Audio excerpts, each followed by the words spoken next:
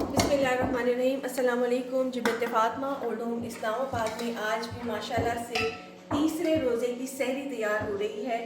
और सहरी में जो है यहाँ पर इस वक्त सब्ज़ी का सालन है जो कि मैं डाल रही हूँ। साथ में लस्सी तैयार है।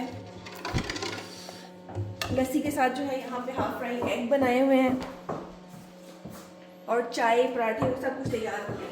जैसे जैसे तैयार हो रहा है मैं ट्रे साथ साथ बना रही हूँ और फिर अंदर चलेंगे अपनी माँ के पास।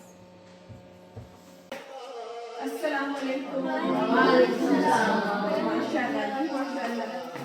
सबको आज की सहरी बहुत बहुत मुबारक हो।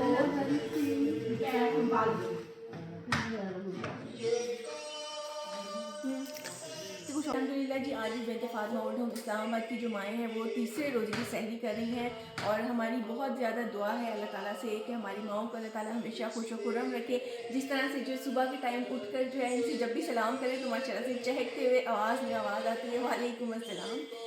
और आप भी इसी तरह हमारी माओं की खुशियों में शामिल होकर इनकी दुआओं का हिस्सा बन सकते हैं। जज़ाकल्लाह।